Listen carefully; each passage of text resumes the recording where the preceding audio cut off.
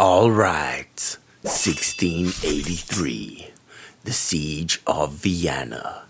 But to get there, you need the prequel, the Ottomans.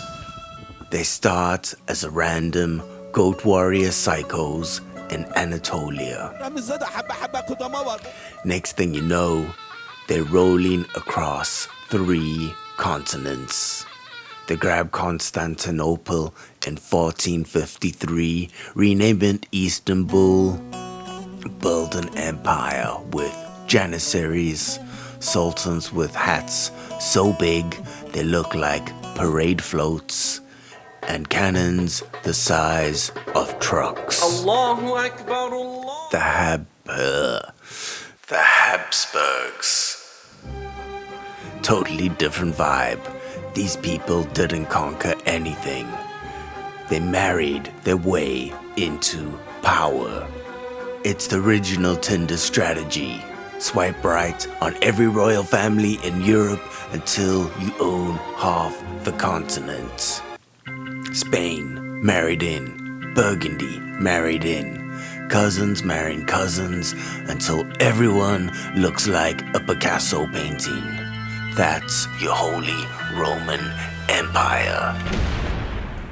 So naturally, these 2 powerhouses collide at Vienna.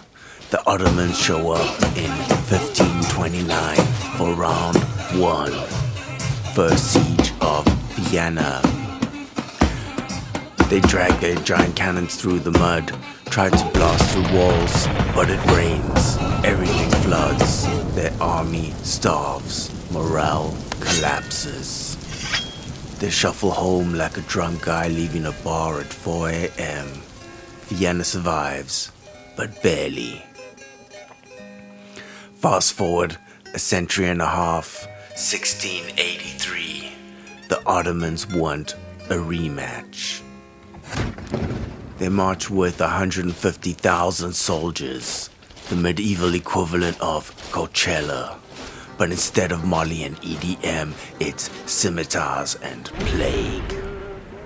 And Vienna, they've got about 15,000 defenders. That's not a garrison, that's a hockey crowd. And half of them are fucking bakers. When your defense plan is Hans, stop frosting strudel, and grab a musket, you're not in good shape. The Ottoman weapons, huge cannons, elite janissaries, tunnels under the walls stuffed with gunpowder.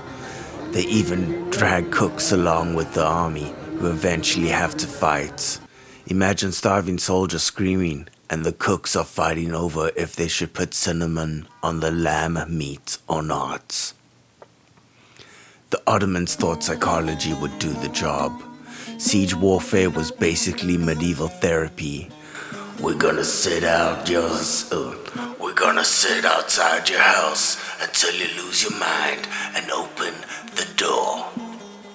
They're cutting off food, water, they're blasting holes in the walls with cannons, and they're thinking, these Austrians will break, people always break. Meanwhile, the Viennese arsenal is muskets, pikes, and Catholic guilt, plus beer, always beer. And their diet, boiled beef, cabbage, bread, rats when it gets bad. You can't starve a nation whose cuisine already tastes like punishments. Plague, famine, eating shoe leather. The Viennese are like, yeah, that's Tuesday. These maniacs didn't break. You have to understand the psychology here. Austrians are stubborn. Their national sport is passive-aggressively not moving out of your way on the sidewalk. You think starving them is gonna make them surrender?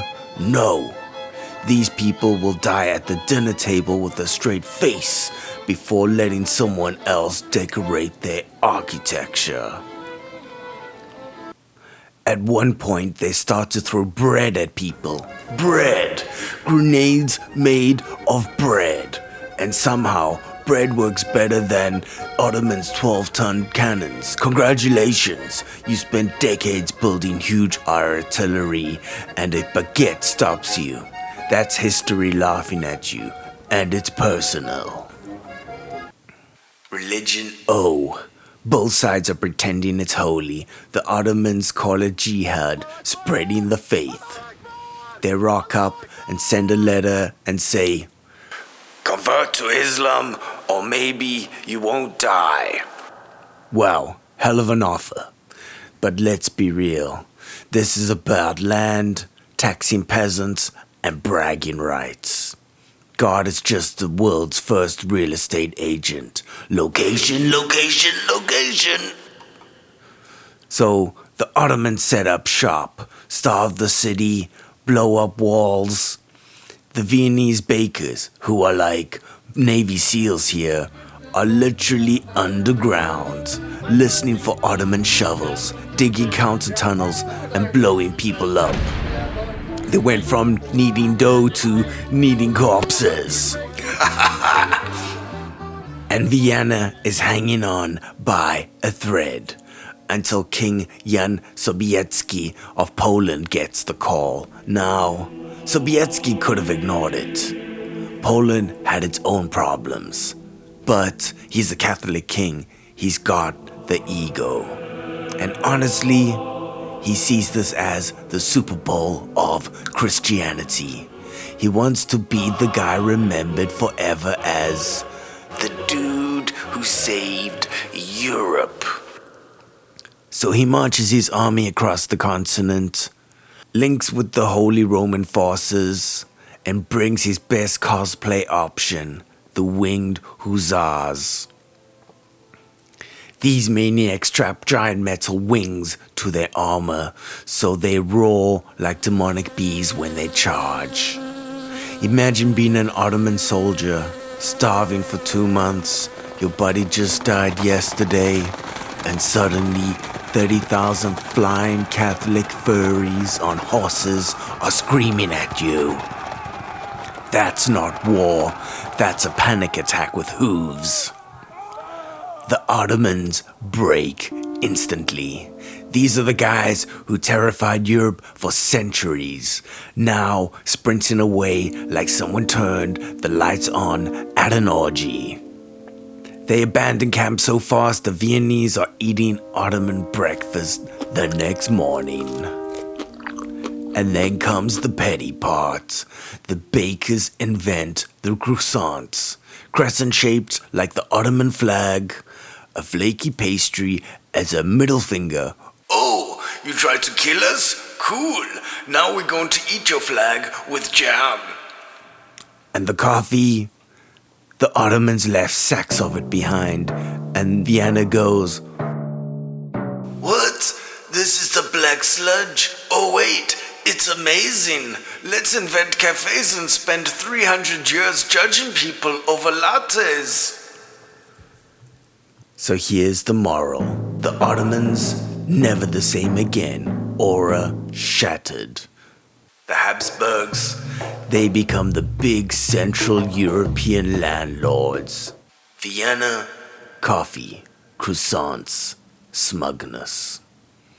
And the real lesson, you can starve an Austrian, plague an Austrian, bomb an Austrian, but you cannot out-petty an Austrian, and that's why they won.